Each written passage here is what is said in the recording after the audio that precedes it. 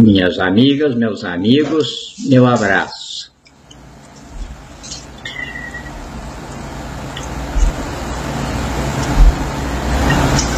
Agora, cada vez eu tenho de me policiar mais, segurar um pouco o verbo, mais o verbo acadêmico e menos o verbo de chumbo, apesar de que mais alguns dias ainda eu estou no comando das matanças que já determinei, porque a bandidagem que estava no poder chegou ao meu limite. Pensavam que eu era o idiota que aparecia. E nisso demonstraram que não são homens de guerra. Não são homens de guerra, são bandidagem comum. E agora eu tenho de fazer a limpeza no poder para começar a governar com tranquilidade. Porque a minha situação é diferente das situações anteriores. Eu não sou mandatário do povo. Eu sou o próprio povo no poder. Então, qualquer deslize de minha parte é o povo brasileiro que está sendo exposto nisso. Então, é por isso que eu sempre digo aqui, se eu não tivesse certeza na minha capacidade para a magistratura de Estado que eu assumo, eu estaria plantando batatas e criando galinha em algum lugar aí pelo Brasil. Que, aliás, eu gosto muito de fazer isso. Mas eu tenho competência para a função que assumi. A presidência da República no Brasil, ela me investe, embora como peão da nação, mas eu sou investido de 3 campos de poder. De governo, onde eu sou administrador da 5ª maior geografia do planeta.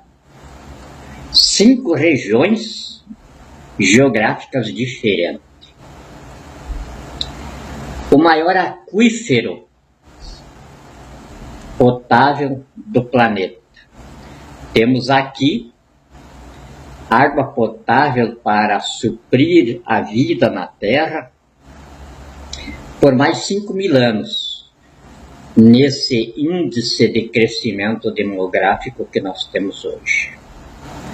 Temos ouro que dá para chapear o planeta. E temos um patrimônio ainda a ser empreendido de 243 trilhões de dólares. Para terem uma noção do que seja isso, é 11 vezes o PIB do mundo, incluindo o PIB dos Estados Unidos, da China, Japão e Índia. Então, eu sou hoje o administrador da maior potência econômica natural ainda do planeta, porque esse aí é o volume de patrimônio que nós temos ainda para empreender. Então, por isso, já vocês podem ver o grau de escolaridade que eu tenho de ter,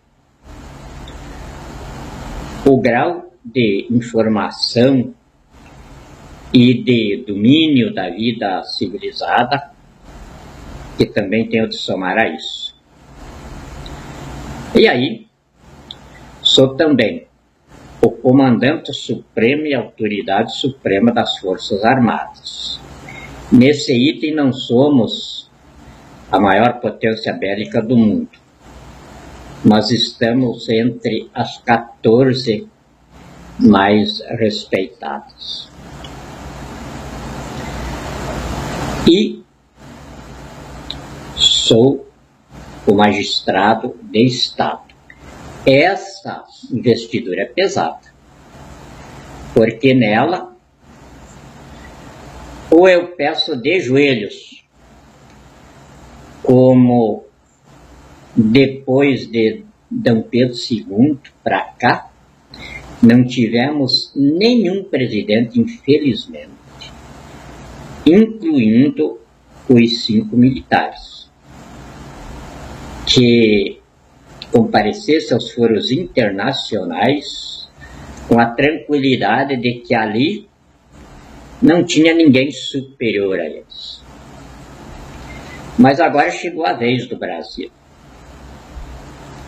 Eu não vejo nenhum chefe de Estado superior a mim, porque no máximo que eles possam ter de preparo intelectual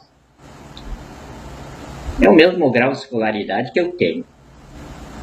Sou imortal por 2 academias de letra e dentro do contexto planetário não tenho nenhum colega dentro desse grau. Eu sou o único acadêmico chefe de Estado. Então isso impõe uma certa respeitabilidade, porque ninguém chega ao título de imortal das letras se não tiver evidência intelectual e presença no desenvolvimento evolutivo da humanidade. Essa minha presença não é lá tão significativa, mas eu marco ponto aí com 52 livros sobre todos os assuntos que possam ser tratados a nível pedagógico e de cátedras. Alguns desses livros já traduzidos em outras línguas e usados como equipamento didático em cursos superiores. Eu gostaria muito de ter pelo menos um confrade no Olimpo do poder. Mas não tenho nenhum, sou só eu. Já pedi para os serviços de informação que nos auxiliam na área externa levantar isso, e sou só eu mesmo.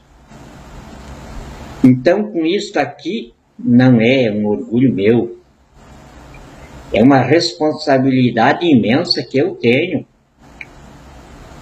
Primeiro, com as Forças Armadas, principalmente com o Exército, que eu comecei a servi-lo em 1969 sob o comando do insubstituível estadista, porque até hoje não encontrei nenhum outro, pelo menos igual a ele. O general Goberido Couto e Silva, que ia ensinar nos Estados Unidos, ia ensinar no mundo aí fora, com a respeitabilidade que ele tinha. E, em 2004, quando as Forças Armadas constataram a queda do Lula pelas oligarquias de São Paulo, Minas e Rio de Janeiro, elas foram em busca de mim para dar a solução que naquele momento elas entendiam que era adequada e não havia outra, porque o Lula naquele tempo era o astro do populacho brasileiro e tinha a chave do cofre. Então não se tinha nem como pensar em uma deposição dele. E aí, a gente conseguiu se sair daquela. Para infelicidade minha, porque daí não consegui mais me desvencilhar do problema brasileiro de novo, do qual agora tenho mais 5 anos para frente. No último encontro que tive com a minha mulher, tratamos disso. E como para nós o tempo não conta, vencido esse prazo, nós combinamos que nada mais me segura no poder. A gente vai ter de ter um pouco de vida própria em algum outro lugar do planeta ou aqui mesmo. Porque eu não tive, apesar de não me queixar, porque se nasci para isso, estou feliz em cumprir a tarefa. Então, como presidente do Brasil, vamos prosear hoje sobre administração. Como estamos em um país dominado pela mídia,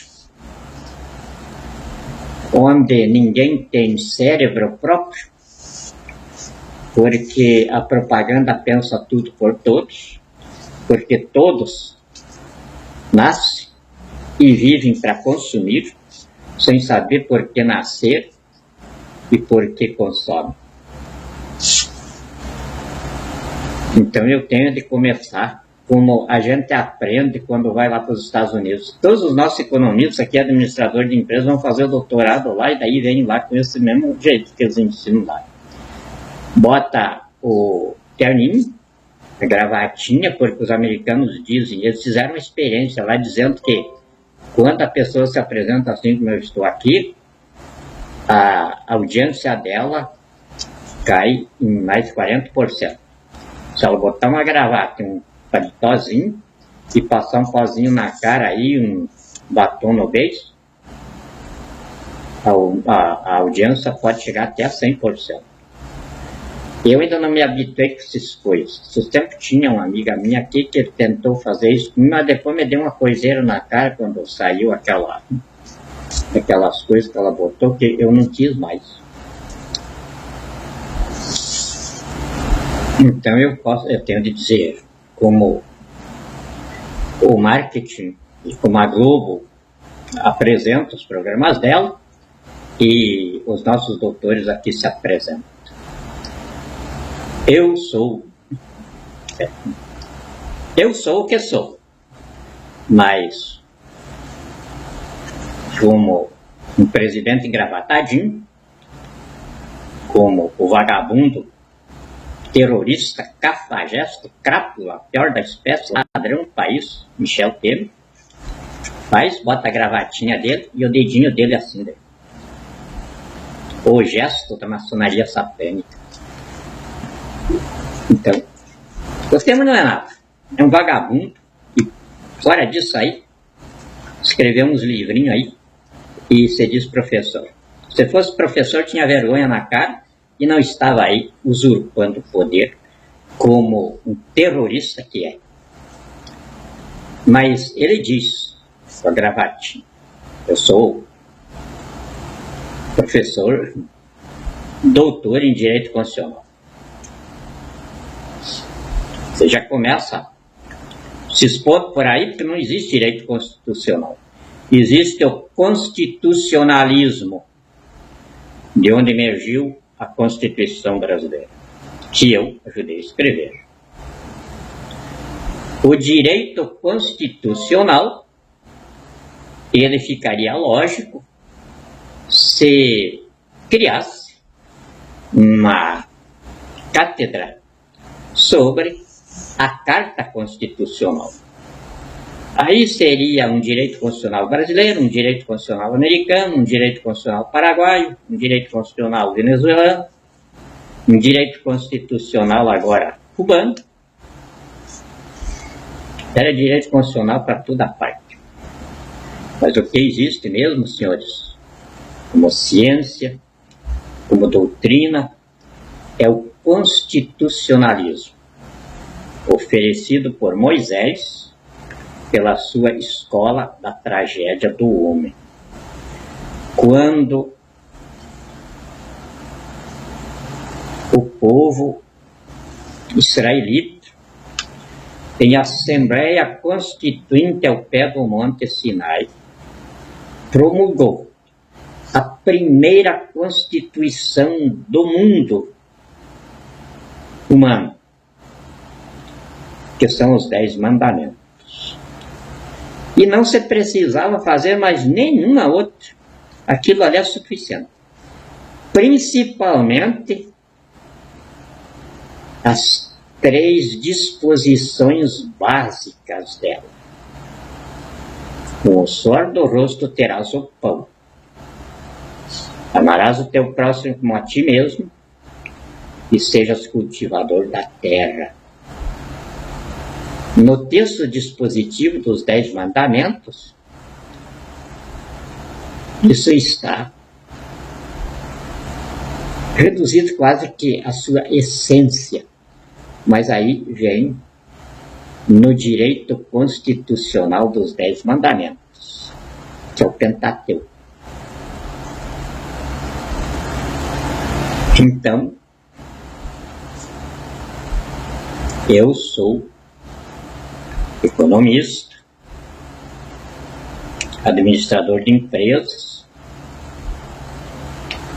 cientista político,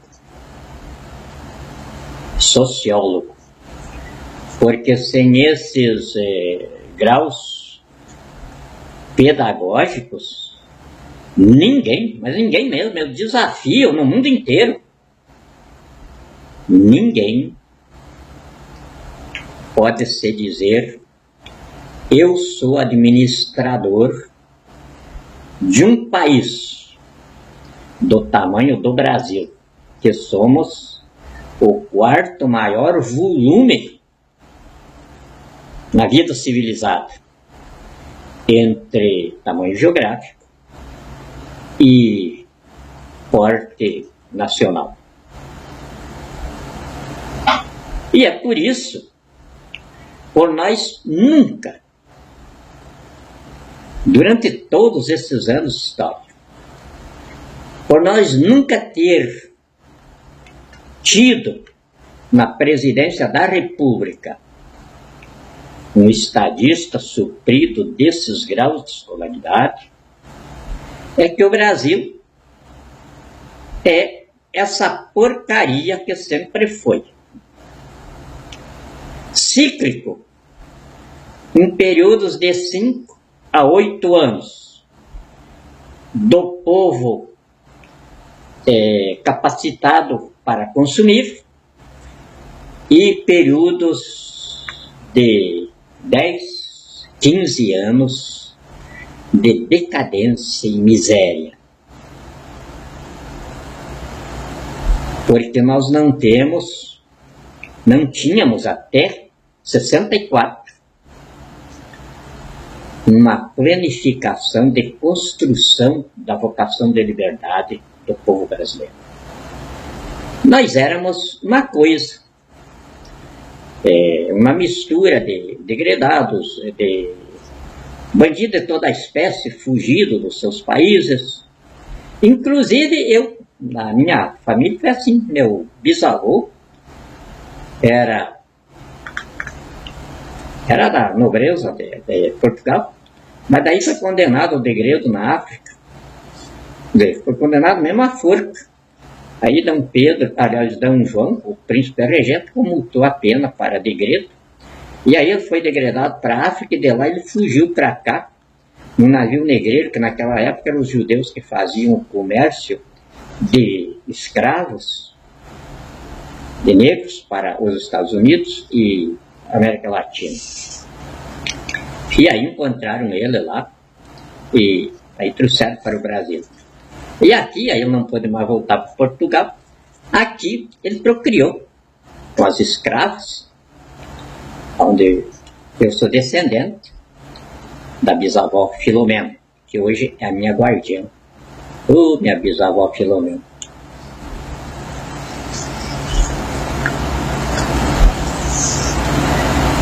E como magistrado de Estado, é evidente que eu tenho de ser um jurista. Como é que eu vou discriminar entre o bem e o mal, o certo e o errado, o moral e o imoral, se eu não souber a matemática do direito? Que direito é bom senso, e bom senso é matemática.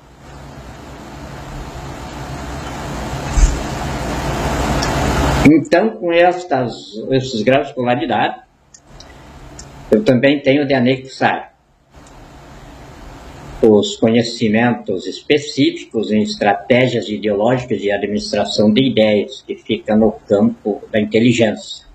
Como nenhum chefe de Estado se desempenha bem se não for bem informado, então eu tenho de ter escolaridade nessa área, cultura, para mim poder me assessorar de um bom centro de inteligência. Que, por sinal, já requisitei o serviço de inteligência do Exército para funcionar como uma secretaria no processo histórico em grau de foro de soberania para a instituição da Presidência da República. E aí, para desafiar os pretensos presidentes da República que estão aí, que para mim são apenas bandidos, malacos, sem tirar nenhum dessa classificação.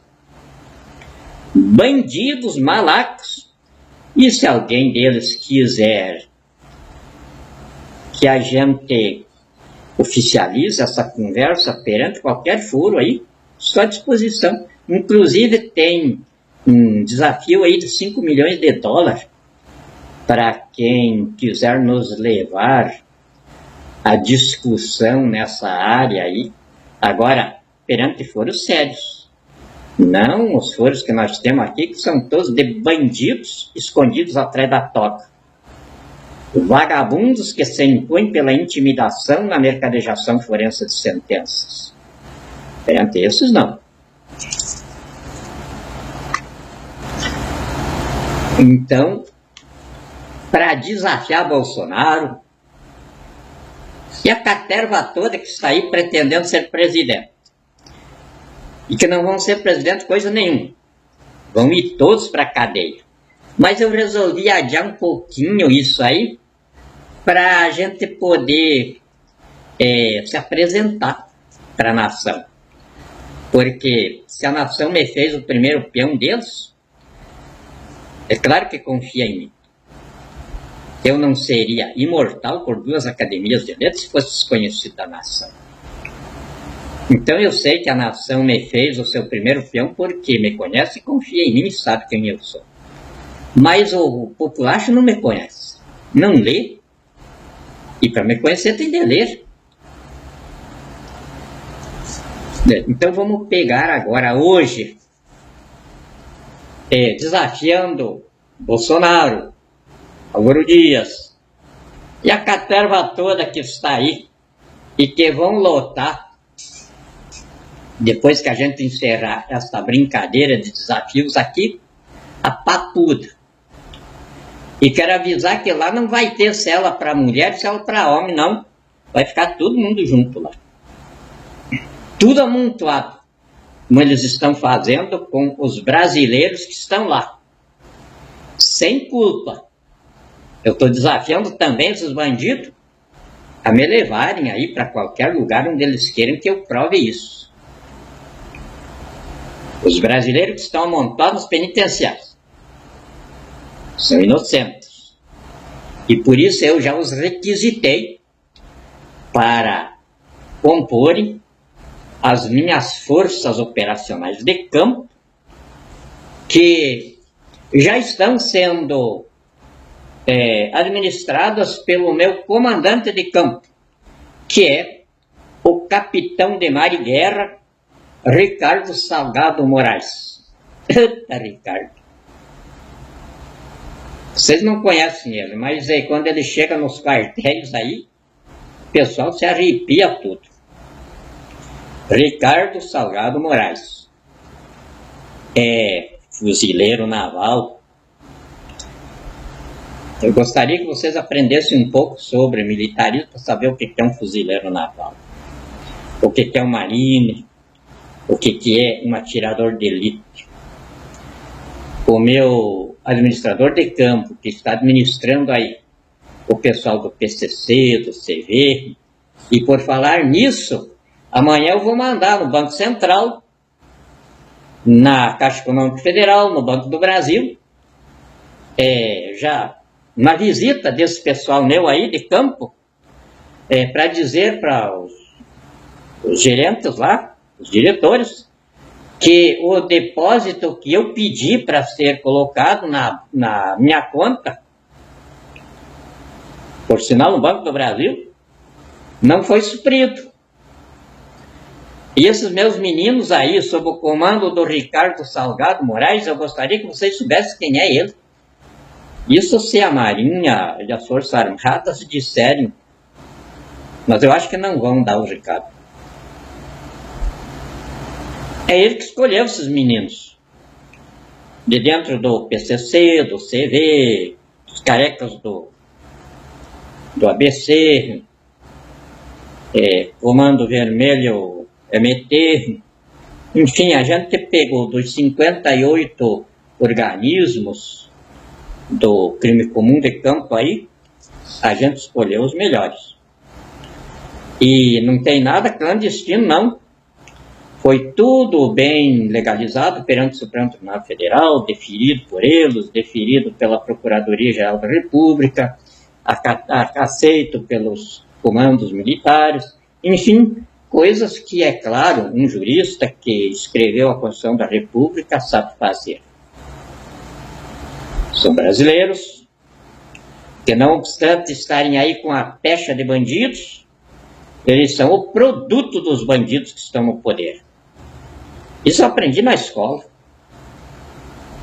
Para tirar os bandidos da rua, você tem que tirar do poder aqueles que nas respectivas investiduras de autoridade produzem a degeneração moral que os gera. O que um vagabundo, bandido, terrorista, apátrida, cafajeste do naipe de Michel Temer pode produzir a nação, se não lotação das penitenciárias, aonde ele não está, porque assaltou os cofres públicos em mais de 30 milhões para comprar 263 deputados, que não vai escapar nenhum da cadeia. Vamos fazer companhia com ele lá na Papuda, vai todo mundo para Papuda, porque o crime foi cometido aqui em Brasília. Assaltou em mais de 30 bilhões os cofres públicos para não estar na cadeia pelas duas denúncias que a Procuradoria da República encaminhou contra ele. Por ladrão. Inclusive o ministro Barroso ainda esse dia estava aí falando num vídeo e dizendo: como eu posso pensar diferente se eu vi o sujeito correndo com uma mala de dinheiro? E era para o Michel Temer. Se eu vi quem deu o dinheiro, E se eu vi prenderem o dinheiro, todos nós vimos, o Brasil inteiro viu, o mundo inteiro viu. E o vagabundo está aí se dizendo presidente da República. E tem aí um desafio, 5 milhões de dólares. Para quem disser, na Constituição do Brasil, se esse sujeito tem um mandato para ser presidente do Brasil. E se não tem mandato, é um bandido, ladrão que tinha que estar na cadeia. E pelo princípio universal de direito acusatório que estabelece, quem se associa a bandido ou a quadrilha de bandidos, se faz parte nos crimes por eles cometidos. Então não escapa ninguém, nem Ministério Público, nem Supremo Tribunal Federal, nem Congresso Nacional, nem Polícia Federal, porque todos têm suas chefias escolhidas e nomeadas por esse bandido. Quando eu aqui, sou o presidente constituinte da República, escrevi a Constituição do Brasil e lancei um desafio com 5 milhões de dólares para quem dizer que essa Constituição é uma obra de loucos. Porque não há como alguém negar a minha investidura sem negar a Constituição. E quem nega a vigência da Constituição é bandido. E bandido tem que estar na cadeia. Como os bandidos não estão na cadeia, eu dei ordem aos meus comandantes, Ricardo Salgado Moraes, que comanda as minhas equipes que tiramos do PCC, do CV, e o general de exército, Geraldo Antônio Mioto, meu comandante extraordinário das tropas de guerra. Aqui está a nomeação dele, devidamente formalizada, recebida e aceita pelo meu general, comandante do Exército, Eduardo Dias da Costa Vilas Boas, que, aliás, não é comandante constitucional do Exército, mas é ocupante do comando. E como ocupante do comando, eu o reconheço, o respeito e o admiro. É meu soldado. E se está sob o meu comando, merece a confiança, o respeito e a idolatração da nação brasileira, que eu sintetizo no poder. Está aqui, aí é o recebimento pelo gabinete do meu grande comandante, general de exército Eduardo Dias da Costa Vilas Boas. Aqui está a formalização toda direitinho, enfim, um papelaço aqui que diz tudo que a Constituição determina para esse momento. Então, eu dei ordem a eles para matarem. Nós não temos onde botar bandido. Eles encheram os penitenciários aí. O sistema prisional do Brasil está superlotado. E o que nós vamos fazer esses bandidos? Matar. Porque quem mata é Deus. Eles são assassinos. E eles exterminaram com mais de 11 milhões de brasileiros nesses últimos 15 anos de Brasil comunista, pelos mais bárbaros tipos de trucidamentos humanos. Se são assassinos de mais de 11 milhões de brasileiros, nós iríamos reclamar de Deus, de chamar os seus ministros, que carregam a arma para isso, para operarem a morte que eles produziram sobre si? Sim, eu aprendi na escola, porque eu fui preparado com os meus companheiros da época para acabar com cortina de ferro, com Guerra Fria, com União Soviética. E é claro que a gente sabia que aquilo não ia ser feito com abraços e beijos. Então nós aprendemos a fundo sobre espiritualidade humana, sem ser com pastores, mas com cientistas das escrituras sagradas. Não apenas as escrituras sagradas cristãs, judaicas, mas também as escrituras sagradas budistas, hindus, maometana, enfim, todos os livros sagrados do mundo.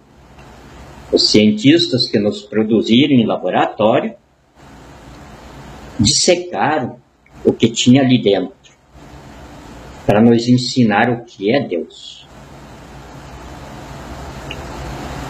E é claro que se nós partíamos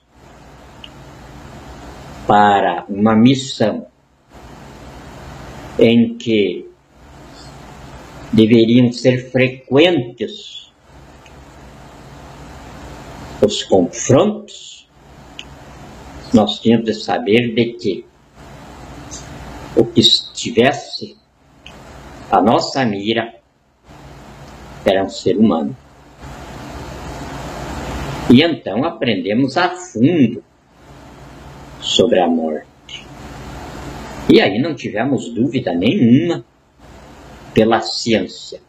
E depois me tornei um religioso, do meu jeito,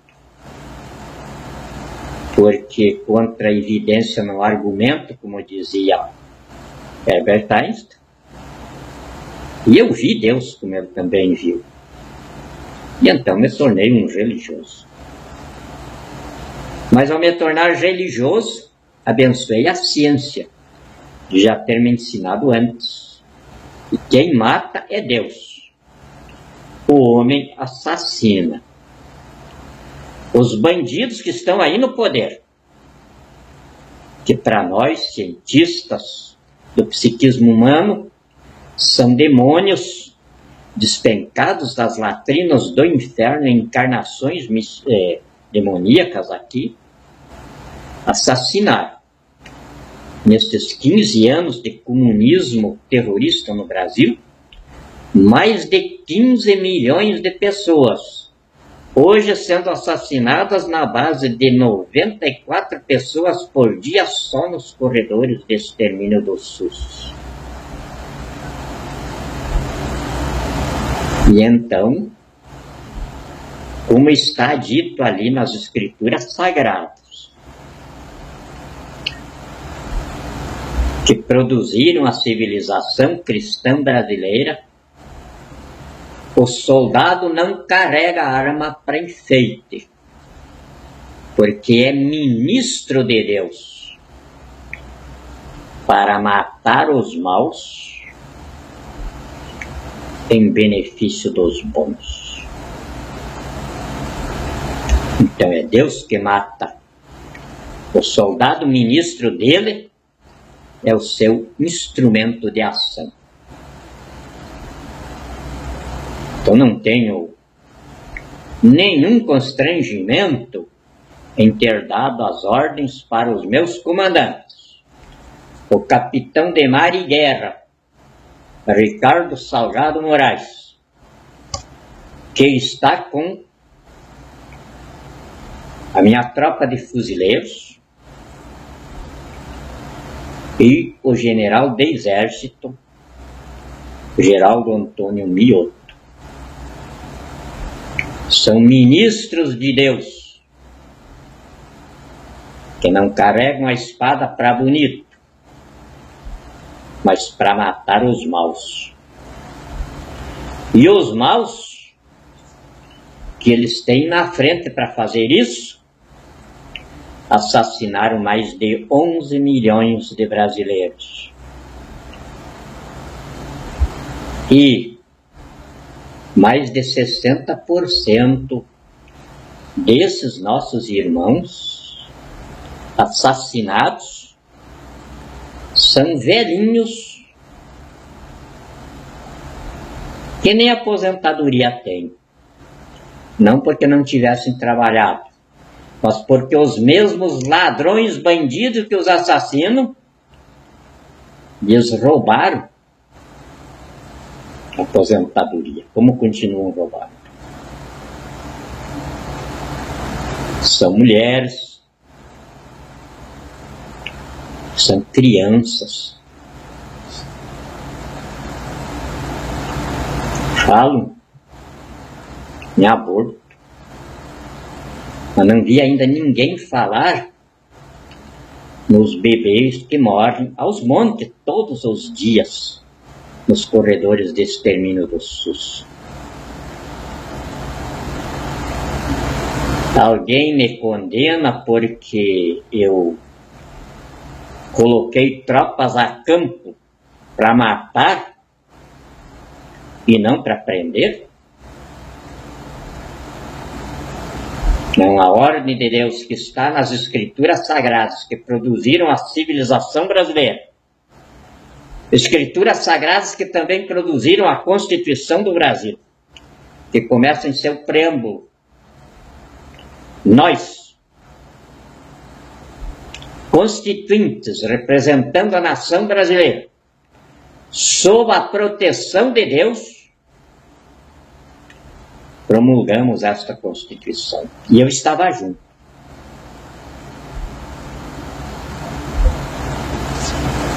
Então, eu sou isso. Então, eu sendo isso, agora então falar como administrador. Já temos 41 minutos, vamos chegar aos 45, porque eu fiquei mais de 20 anos na escola. Todo santo dia eu tinha de ouvir 46 minutos de aula, quando isso não era o dobro. Então eu falando para vocês, desse jeito que eu falo, e se tiver um segundo aqui que me arremete, apresento.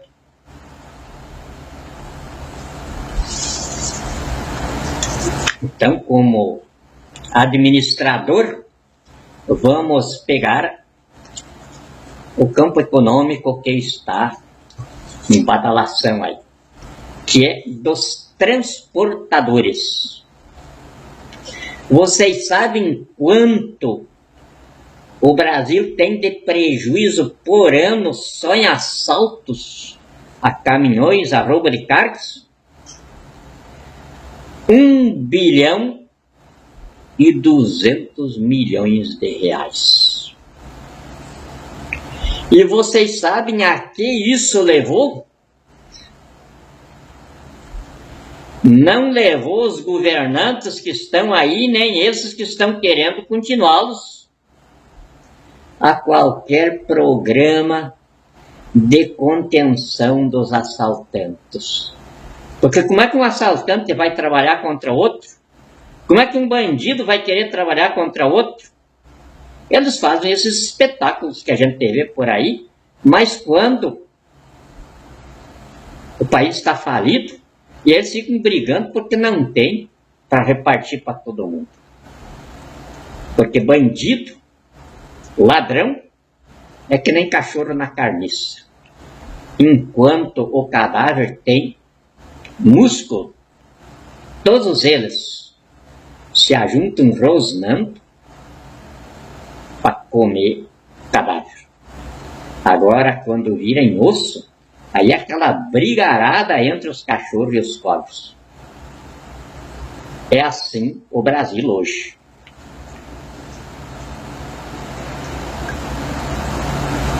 R$1,2 bilhão é o que o Brasil perde no roubo de cargas. Vocês já imaginam o quanto isso acresce no custo do equipamento de produção? Mais de 3 bilhões. Porque criou-se no assalto de cargas a indústria dos blindados de transporte. Para blindar a cabine de um caminhão, não sai menos de 6 a 8 mil reais. Só a cabine. E que não serve para nada. Porque a carga fica lá na carroceria.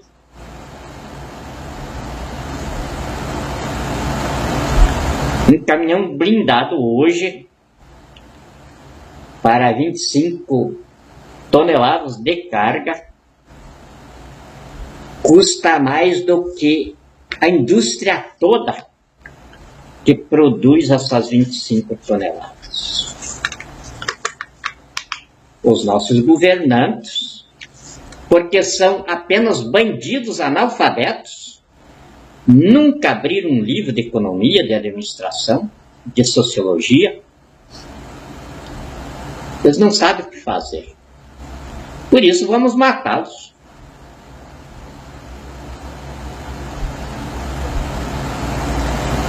Porque não é esse o caminho que um governo tem de oferecer ao país. Ele tem de oferecer segurança. Segurança para o transporte. E é o que nós vamos fazer. A segurança que nós estamos oferecendo para o transporte no Brasil começa pelo leito viário. Nós vamos ter de fazer toda a malha viária do país, porque as únicas estradas que ainda estão suportando as toneladas de cargas que sobre elas deslizam são as rodovias construídas pelos militares de 64 a 85. Cheias de crateras, quase intransitáveis, mas são as que ainda estão resistindo às toneladas de cargas que deslizam sobre elas. O resto que essa bandidagem fez, a maior parte, quando eles terminam a rodovia, onde eles começaram, já tem empreiteiras refazendo o asfalto. Isso eu tenho levantamento de tudo. O país vai conhecer tudo isso aí. Tem equipes pelo Brasil afora levantando tudo isso. E é montes e montes de arquivos que estão chegando. Não temos nenhuma rodovia, fora as que os militares construíram, que suporte as cargas que hoje o Brasil precisa movimentar. Então nós temos de ter. Eu já estou em estudo com engenheiros israelenses e engenheiros brasileiros também, para o plano viário do Brasil. E nisso aí eu já coloquei as exigências do governo brasileiro. As nossas rodovias de transporte pesado, elas têm de ter 5% de reserva sobre as cargas transportadas. E as cargas transportadas do Brasil, pelos levantamentos que tenho, estão na base de 45 a 50 toneladas. Então fixamos em 50 toneladas e os nossos leitoviários têm de ter resistência para, no mínimo, 55 toneladas. Então vão ser estradas caríssimas. Mas nós temos dinheiro para danado. O nosso real ouro é que vai lastrear o sistema financeiro internacional. Temos 4 trilhões e 700 bilhões de dólares aguardando o desenrolar ordinário do meu governo para começar a entrar no Brasil. E temos quase todo o dinheiro de investimento do mundo já se destinando para o Brasil. Então, vamos começar a recuperação do Brasil pelo alicerce do edifício econômico que são as estradas. Como eu tinha de ser um ET que me locomovesse a velocidade do som, para estar em todos os lugares que um presidente da República precisa estar, num país continental como é o Brasil, então eu dividi a minha responsabilidade com as Forças Armadas. O Exército vai cuidar do transporte rodoviário e armazenamento. A Marinha vai cuidar do transporte fluvial e portos de embarque e desembarque. E a Aeronáutica vai cuidar do transporte aéreo e aeroportos. É evidente que eu, com a minha equipe de inteligência, vamos estar presente entre eles, não porque desconfie deles, mas para também assessorá-los. Então, hoje, já informo a primeira área que já está sendo colocada em reconstrução e construção é a infraestrutura basilar do edifício econômico. O transporte, armazenamento e terminais de carga. Muito obrigado. Deus nos abençoe e nos guarde.